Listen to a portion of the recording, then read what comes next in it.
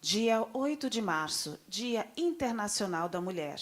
A Fundacentro de São Paulo e de outras unidades regionais realizam eventos alusivos à data.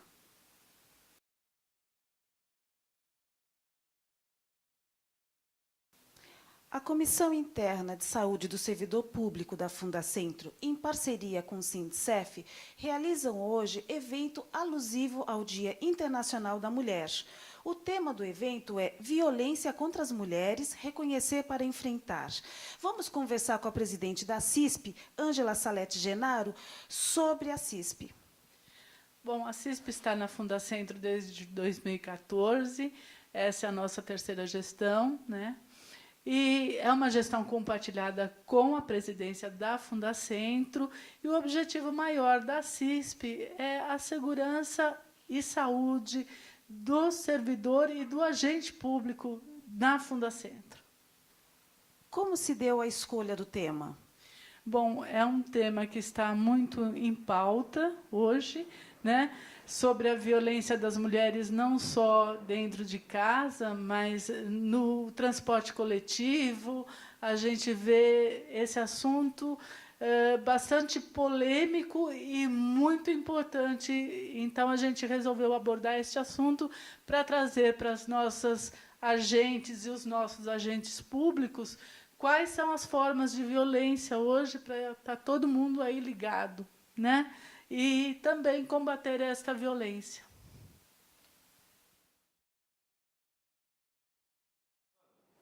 Estamos com Marília Caiano, coordenadora do projeto Promotoras Legais Populares de São Paulo. Marília, você pode comentar o que é violência contra a mulher e por que ainda persiste? A violência é toda forma de imposição de uma vontade sobre a outra por meio da força, né? Seja essa uma força física, uma força de autoridade, né? De que possa causar alguma coerção ou intimidamento. Então, violência contra as mulheres são todos os atos de imposição de força, de vontade sobre as forças e as vontades próprias das mulheres, né? E a gente tem, infelizmente, um histórico dessa violência que é muito antigo, é milenar. E é um histórico que se abrange o mundo todo, né? Ao redor de todo o mundo, você verifica o fenômeno da violência contra as mulheres. E ele persiste porque é uma coisa, uma questão cultural, né? É uma questão do como foi o arranjo histórico das sociedades que colocou a mulher nessa posição de ser uma pessoa que vive e que não é reconhecida como uma pessoa que tenha direitos, né? Então, a conquista dos direitos das mulheres como uma pessoa que tem autonomia, que tem o direito de fazer suas próprias escolhas, são conquistas muito recentes, né? E são coisas que a gente ainda tem que trabalhar muito na sociedade. Fazer essa conversa com toda a sociedade para acabar com essa questão da violência, de querer impor vontades e escolhas para as mulheres, né? Não permitir que elas sejam autônomas nas escolhas que elas fazem para as suas vidas, né? Então, é isso que a gente tem que conversar bastante sempre, né? Como transformar essa cultura de imposição de violência contra as mulheres. E qual é o impacto que isso causa na vida da mulher? A pessoa vítima de violência, ela acaba sempre se retraindo, né? No caso das mulheres, esse retraimento ele acaba sendo um que diminui muito a força dessa mulher, diminui os potenciais dessa mulher, causa muito adoecimento, né? Muitos dos casos que a gente vê que chegam aos sistemas de saúde, né? Que são de pressão alta, depressão, né? Outros transtornos correlatos, de palpitação, aquele mal-estar que não se explica. Muitas vezes, quando você vai investigar o que está por trás da origem, né? Desse mal-estar, dessa doença psíquica e física das mulheres, muitas vezes está a violência, né? Violência contra elas, especialmente também no âmbito doméstico, né? Que a gente pode falar muito especificamente, porque a violência doméstica é aquela violência que todo mundo, né, tem contato primeiramente. Quando você fala de violência contra as mulheres, você está falando de um primeiro contato no ambiente doméstico, porque é um ambiente que a gente, né, nasce, cresce. Então, a primeira expressão de violência de gênero, né, baseada no gênero, contra as mulheres, se manifesta no ambiente doméstico. Então, nós estamos todos permeados por esse tipo de violência. A gente compartilha, né, essa cultura da violência doméstica muito forte aqui no país e, como eu disse, em outras partes do mundo. Né? Então, assim, esse sofrimento das mulheres é muito grande. Né? Sofrimento físico, sofrimento psíquico. Né? E a gente, como sociedade, a gente tem que pensar que quando a gente está massacrando, né, uma parte da população, no caso as mulheres no Brasil, elas já são 52% da população, ou seja, nós somos maioria, né? Quando você está massacrando essa metade, né? Ou você está massacrando uma grande parcela por conta da raça, né? E aí, no caso, a gente tem as mulheres negras que sofrem tanto por causa do gênero, por ser mulher, quanto por serem negras, né? Quando você começa a oprimir, né, esses grupos de pessoas, você, na verdade, você está sufocando o seu próprio potencial como sociedade. Né? O que as mulheres têm para contribuir e o que elas já contribuem, né? Porque as nossas conquistas são muito sufocadas, né? Como se fossem conquistas só de homens. Não, as mulheres estão aí na sociedade contribuindo desde sempre. Nós somos a outra metade. Né? E todas as raças estão indo contribuindo desde sempre. Então, a gente tem que estudar isso. Nós, como potenciais, né, como seres humanos, como sociedade humana, onde a gente quer chegar? Reprimindo grupos, a gente não vai muito longe. Eu já digo isso. Né? Eu acredito que a gente possa explorar muito mais possibilidades, alcançar muito mais objetivos se a gente puxar cada uma a outra, né, e cada um o outro, e a gente se ajudar e não ficar se oprimindo. Né? Então, eu acho que isso é importante. E quais são os tipos, né, de violência? Porque a gente, quando se fala violência, a gente pensa que é contato físico, mas existem outros, né? Quais são? Os tipos de violência, nós temos no Brasil uma lei muito boa, que é a Lei Maria da Penha, é a Lei 11.340, que foi promulgada no Brasil em 7 de agosto de 2006, né? Ela vai estar completando 13 anos agora, em 2019.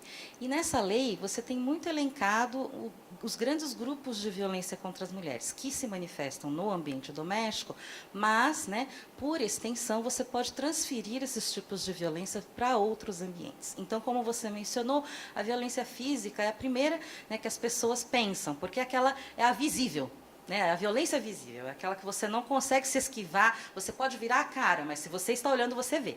Então, a violência física, né, aquela que deixa marca, que quebra, que arranha, né, e que muitas vezes leva ao fim da vida de uma mulher. Né? Então, essa é a mais notória, é a que a gente tem. Você tem a violência psicológica, que é o quê? É aquela violência que acaba com a autoestima da mulher. Né, acaba com a imagem que a mulher tem dela mesma. Essa violência psicológica, ela é uma violência que ela dá base para todas as outras violências, na verdade. Né?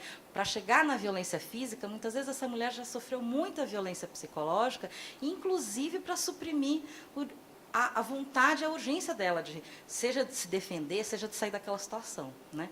A outra questão é a violência sexual também, né? Que anda muito junto da violência física, né? Que pode, às vezes, mostrar marcas e muitas vezes não mostra marcas, né? Que isso é uma questão, a questão da violência sexual é uma questão muito emblemática para as mulheres, porque sempre fica aquela coisa, né? Que a mulher ela só tem crédito de ter sofrido uma violência sexual se você consegue enxergar a violência física acompanhada. Né? Então, assim, violências sexuais acontecidas sob ameaça sempre fica, mas você não queria, tem certeza. Então, assim, essa falta de credibilidade que as mulheres precisam enfrentar. Quer dizer, elas já estão sofrendo a violência sexual, elas ainda têm que se sujeitar à violência física para poder provar que elas sofreram já uma violência. Então, assim, esse tipo de coisa a gente tem que conversar em sociedade. Né? E a isso a gente tem a violência moral, né? Que também é muito junto com a violência psicológica. A violência moral, ela acaba com a imagem da mulher perante todo o seu grupo. Né? Então, se a psicológica eu destruo aquela mulher para ela mesma, a moral eu estou destruindo aquela mulher para todo o grupo. Então, eu digo, ela saiu na rua à noite, o que ela estava pensando? Se sofreu alguma coisa. Né? Vai muito em festa essa mulher. Olha, essa mulher é uma fofoqueira. Né? Se a gente está falando de ambiente de trabalho. Essa mulher não faz nada. Quer dizer, eu estou caluniando essa mulher. Eu estou acabando com a imagem dela dentro do grupo. Isso é outro tipo de violência. Né? E você tem também a violência patrimonial, que é acabar com os bens daquela mulher, né? Aquelas coisas que dão para aquela mulher aquele senso de eu tenho as minhas coisas, né? Eu sou autônoma, autônoma, eu posso me cuidar e eu posso cuidar de outros, né? Então, você pegar o contra-cheque da sua mulher, né? Você exigir que ela pague todas as suas contas, né? E mesmo assim querer dar a ordem dentro da casa. Isso tudo são tipos de violências patrimoniais que acontecem, né? A namorada terminou com você, você vai lá e quebra os vidros do carro dela. Então, assim, esse tipo de coisa também acontece, né? Então, a gente tem esses 5 grandes grupos: violência física, a violência psicológica, a sexual, a moral e a patrimonial. E só para finalizar, como nós podemos ajudar, né, ao percebermos que uma mulher está, né, tá sofrendo violência, né, doméstica ou até mesmo no ambiente de trabalho? Como que podemos ajudar? Eu acho que no nível pessoal é muito importante a gente ter, primeiro, a atitude da escuta, né? Se você está percebendo que uma mulher está com um problema, ofereça-se para conversar com essa mulher. Mas, nessa conversa, não diga o que você faria, né? Escute primeiro a história dessa mulher. E se você tem algum conhecimento, alguma coisa que possa ajudar, ofereça para a mulher essas opções e pergunte para ela o que você gostaria de fazer. Porque isso são 2 fatores muito importantes no fortalecimento de uma mulher para sair dessa situação de violência. Primeiro, ela se sentir acolhida, ou seja, a história dela, a palavra dela, a vivência dela teve valor e encontrou um peso, uma simpatia, um acolhimento, uma solidariedade de outro ser humano, de outra pessoa, seja mulher ou seja homem, né? E a questão de você respeitar a autonomia dessa mulher, né? Você tem que pensar que ela é uma pessoa que já está vindo numa situação de violência, né? Se ela precisa de um tempo para tomar algumas atitudes, tenha essa paciência, né? Não diga nunca, se eu fosse você faria. Essa é uma recomendação que a gente faz sempre como promotoras legais populares, né? Escute a mulher, né? Escute o problema dela. Se você tem condições de oferecer ajuda, mostre os caminhos possíveis e pergunte para essa mulher o que ela gostaria de fazer. E respeite se essa mulher disser: agora eu não quero fazer nada. Ou se agora eu quero fazer uma atitude X e não uma atitude Y, né? Isso é muito importante para fortalecer a mulher, para sair do ciclo de violência. Esse acolhimento, esse respeito da autonomia dela. Tá? E gostaria também de deixar claro que, por favor, sempre que possível, consulte, né, os órgãos públicos da sociedade, procure as defensorias públicas, procure o centro de referência das mulheres, nos postos de saúde, se você perceber que tem lá uma enfermeira que é mais legal, vamos lá falar com ela. Quer dizer, fazer esses encaminhamentos também dentro dos serviços públicos, que isso é muito importante, né? Porque é o Estado que a gente tem que cobrar, que tenha condições, porque o Estado é quem tem mais garantias de estar oferecendo suporte, tanto logístico, de material, quanto de pessoas, para estar fazendo um bom serviço de atendimento para as mulheres em situação de violência. Tá bom? Marília, muito obrigada.